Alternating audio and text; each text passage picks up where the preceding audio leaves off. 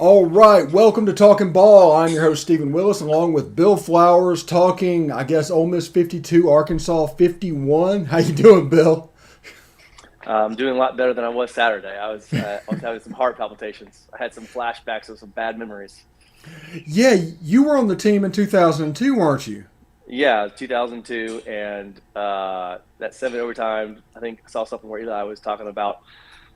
I think he was speaking at the Arkansas quarterback club, and he was thinking that I was hoping that the outcome was going to be different. And every time seeing the ESPN recaps, you're like, oh, come on, please, Matt Jones, don't don't score. And so yeah, that was there. And then the the only one that might have been worse than that was Hunter Henry when he Yeah. caught the last play of the game where they lateral and then they go in to win.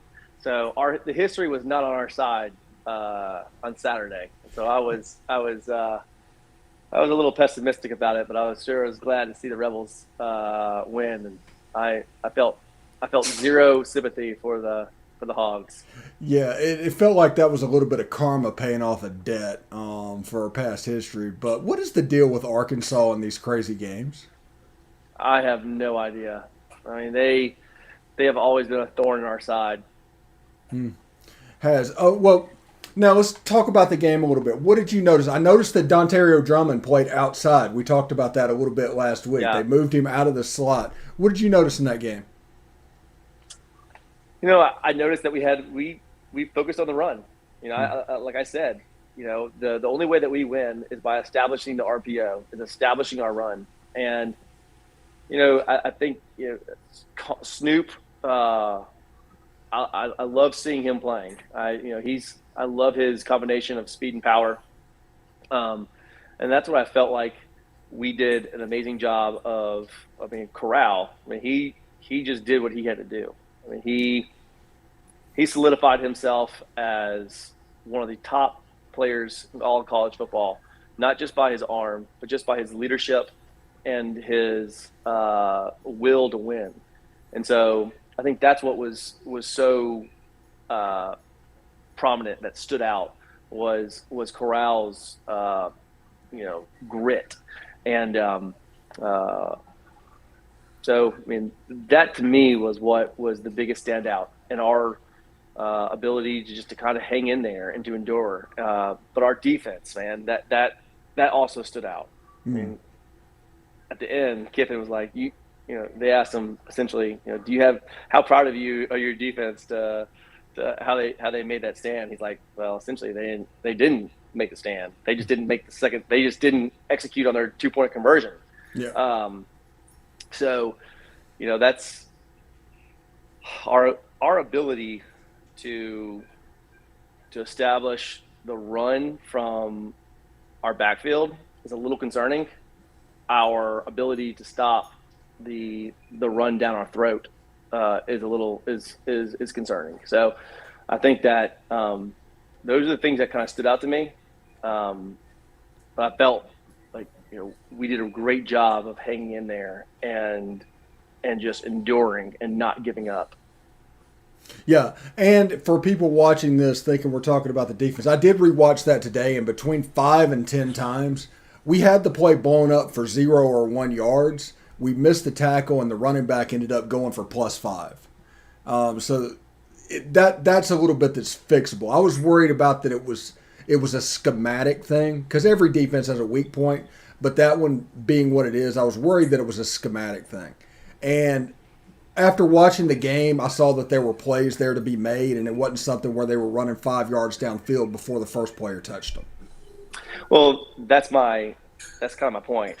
Is if it's a schematic thing, you can fix that. If it's an inability to stop a play, uh, being physical, those are the things that it's going to wear on you over time. We're only 5 games into it. You know, and we're getting into the teeth of our SEC play.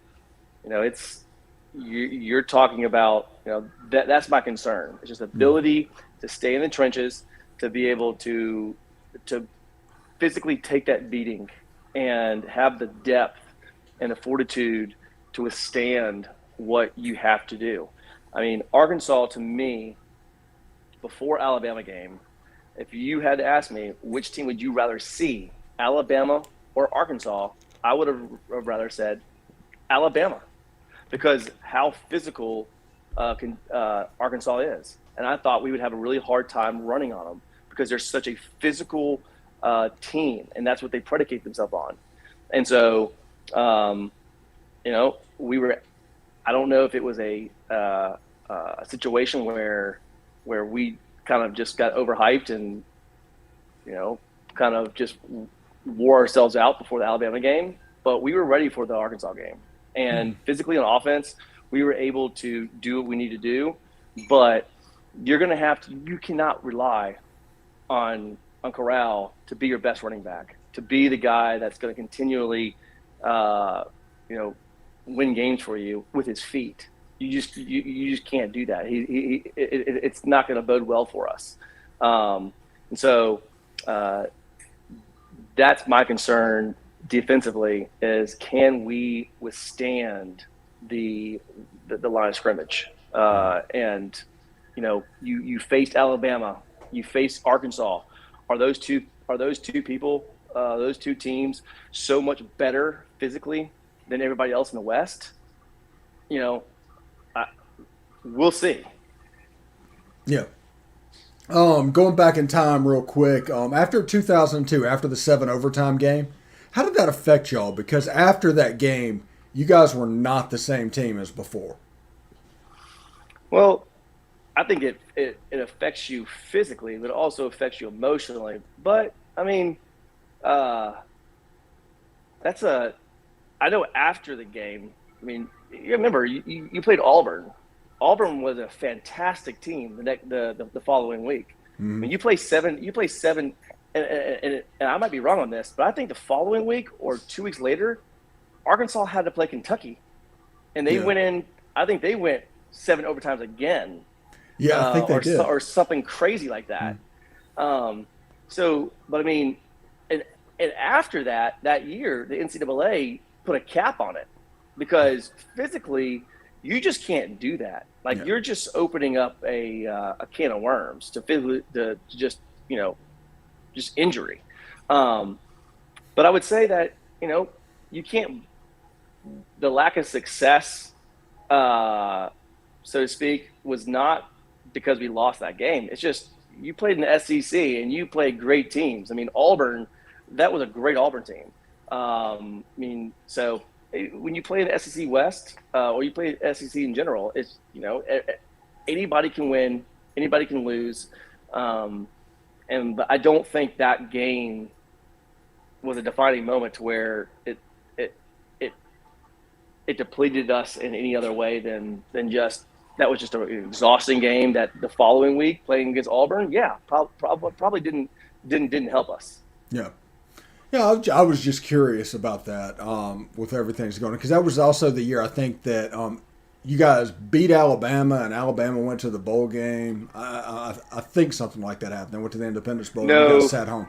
That was the year before. Yeah, so we in 2002 we went to Alabama for their homecoming, and they beat us unmercifully. And the next year, we returned the favor in 2003. Yeah. So, it wasn't that year, but that was probably 2001. Yeah. Yeah. Oh, 2002 was the year y'all played Nebraska. Wasn't Yes. It? Yeah. Okay. Let's move on to this week's game. This is a game that I'm a little bit nervous about because I think we might be going into a bit of a hornet's nest. Tennessee can run the ball pretty well. They're about 250 yards a game-ish or 230 yards a game, somewhere in there. They've been running the ball pretty effectively. Since Hendon Hooker moved in at quarterback, they've gotten better offensively. What do you think going into this game? I think Tennessee's looking like they're starting to peak. They're really starting to click. And, that's concerning. For us. I mean, that's definitely a you offensively, we can play and put as many points up as we need to in most cases, but it's our defense. And right now, Tennessee is looking like they're peaking. You Yes. okay? Yeah. Coughing. I got it. Swallowed a hair or something. So, one thing I've noticed with Tennessee, they're moving. It's like a new coach moves into a situation, they play pretty well. I think Ole Miss did that when Cut got the job. It was like a big turnaround year after Tommy Tuberville left.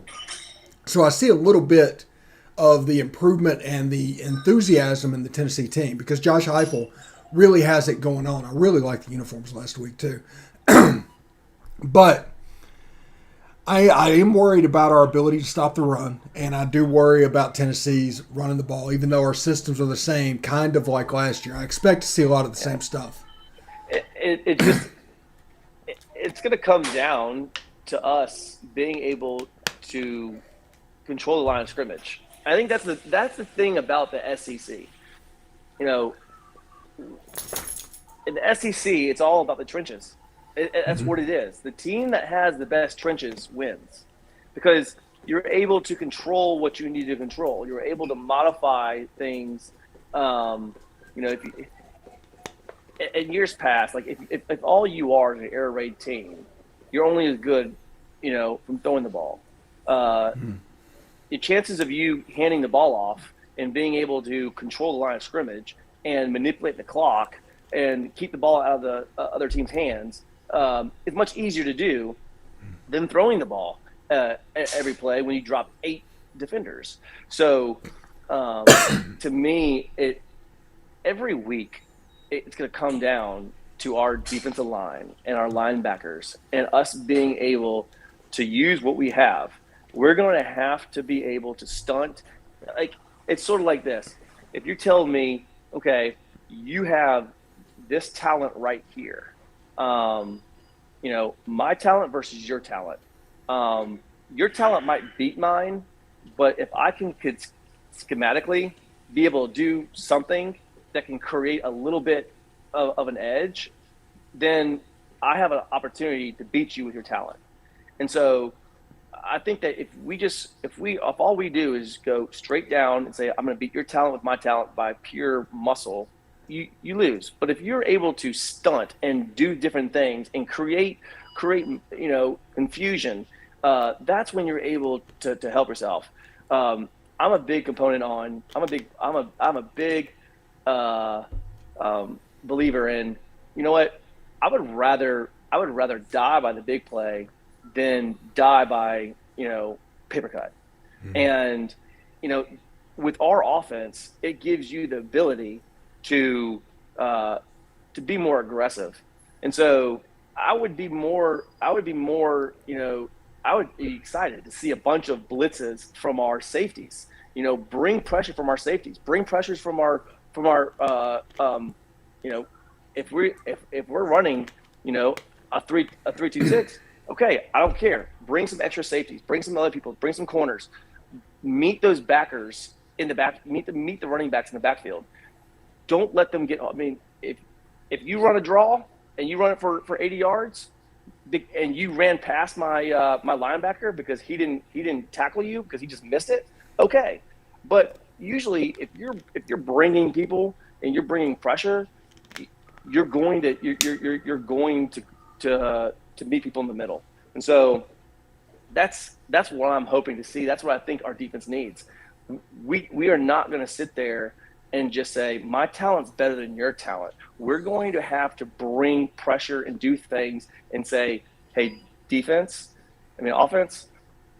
we are going to bring everything we possibly got to help you guys out. Everything's predicated around the offense. Our defense is okay, but we're going to give you our best. We're going to give you our best schemes. We're going to give you our best effort, and we're going to leave it all on the field for y'all. And I think that's what we have to do. If they run 100 points on us, great. But I don't want to see us sitting there and not running, some a bunch of pressure, a bunch of blitzes. I'm a huge believer right now in that. In order for our defense to succeed, we have to bring pressure from all different angles and all different angles. Yeah. Yeah, especially against a team that has shown that they don't do very well against pressure. So it Yeah, would, yeah, it would be bad if we sat back. Now with Dontario Drummond going out to wide receiver, playing out wide, moved from the slot, and John Rice Plumlee made a couple of catches in the last game. It yeah, looks like his role is going to expand moving forward. yeah. So remember I talked about, I wanted to see more of him. Mm. I wanted to see more of him because when you bring Plumlee in, it it the defense can't just look at him. You can't just look at him as another receiver. You just can't from a defensive coordinator standpoint. There's something in the back of your mind going, what's he going to do? Are they going to do a trick play with him? Are they going to use him differently than what? You put him in motion. Is he going to catch it? Is he going to throw it? Is he going to do something? So just by the fact having him in the game is is going to create a little bit of an extra thought process that might not be there, and paralysis by analysis. Listen, I don't have to. I do not have to make you just completely shut down in your mind. All I need is one little step, get Mm. you thinking just a little bit. And so I loved seeing Plumlee in there last week. You saw that he injected a fusion of enthusiasm when he was in there, um, and I loved seeing him, um, and I think that he brings things to the table with that excitement and that curiosity that as a fan you'd like to see, but as a defensive coordinator you're like, hmm, they can do more things with him. Mm. Remember Randall L. Mm. When he played with the Steelers, they used him all the time from receiver to quarterback, and they used him. Plumlee can do the same thing, and that was one of the things that really kind of bummed me out against Alabama. Was I thought they were going to use Plumlee more in regards to kind of,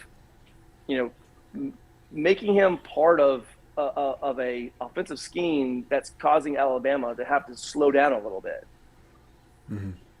Yeah, just something to make them think. But Yes.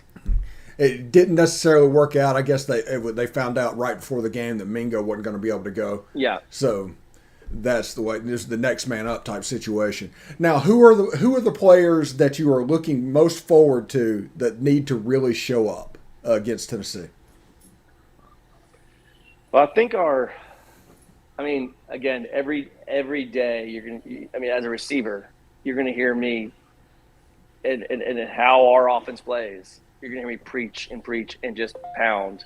I need to see our running backs get downfield. I need to see Snoop Connor get 75 to 100 yards. That's what I want to see him doing.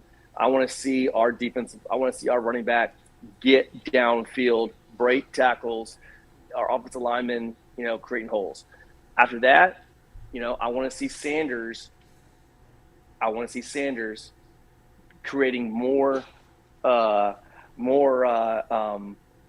plays. Not so much down the field, but stretching the field and coming back. I felt like I saw him make more plays this week with more designed attacking the deep, but coming back. I want to see more of that because Sanders is fast and he can stretch it. So I wanted to see that. Obviously, Mingo. I want to see Mingo getting more involved, just like he's Getting been. healthy. Yeah. Yeah. Sorry, Drummond. I want to see Mm. Drummond. I want to see Drummond. I think a guy like him, he has ability to change the game. So when you look from an NFL standpoint to a college standpoint, I don't know what his speed is from a standpoint of just raw speed. But in the NFL, if you don't have amazing ability to create separation, everybody's fast. Mm. In college, sometimes you have the ability to just wield your size and wield your athleticism. Hmm. And to me, that's Drummond. Right now, he's at a point where I think we really need to make plays, put him in motion as much as possible, and just say we're going to feed this cat. We don't really have a tight end that we can establish as a huge threat, but by God, we've got this beast out here that we can put in the motion. We can run him from the inside. We can run him from the outside. We can make him a focal point. It just seems like when we focus on him, getting him the ball, things just happen. Hmm. So I would love to see. Plumlee a lot more of trying to just keep the defense on their toes, keep them. I mean, the kid's athletic. He's got the ability to play. And I think he could be a really good asset. I mean, he played really well last week. Uh, and then Drummond. So I think from a receiver standpoint, I want to see Drummond. I want to see Plumlee, and then the other guys and Sanders stretching the field at his speed. And then it's going to come to the running back. I don't want to see Matt having to shoulder, 20 carries. It's just Yeah. not. That's just not good business for us. Yeah, that isn't very very good at all. I am looking forward to see. I want to see what kind of role Plumlee has because he did really show out last week a little bit. Drummond on the outside, he caught a long touchdown just because they basically assumed he was lead blocking for a bubble screen Yeah. or hitch out on the outside. Right. It's just a double move. They called it a sluggo, but it was really just a pretend block and Yeah. go. And Braylon Sanders on the outside just doing double moves all day. They did a good job of scheming him to where you didn't necessarily know where he was going to be. You saw him in the backfield some, you saw him in the slot some. So you can see they're starting to put Yeah. those wheels together as well. Yeah. I think for me, understanding the speed of what speed can do with Sanders, you you need to if if you can always utilize somebody as the motion guy, but for me it's Drummond right now. I want to see Drummond saying, listen, right now we're going to focus on getting the ball in Drummond's hands. We're going to focus on him. He's going to be our focal point. Let's design it around him. He's big, he's strong, he's fast, he's physical. Receiver safeties don't want to hit him. And it hurts to hit a guy like that. And so to me, it's right now. Sanders is your speed guy. Stretch the defense, but design plays to where more of comebacks, more of you know in routes, really utilizing his speed, maybe focusing on using Drummond a lot more on coming across routes as you put him in motion, but just really trying to get the ball in that big boy's hands. Yeah.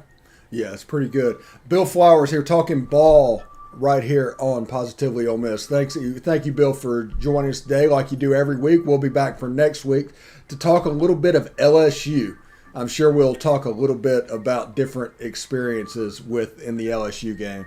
So thanks, Bill, for joining us. And in the future, everybody tune in.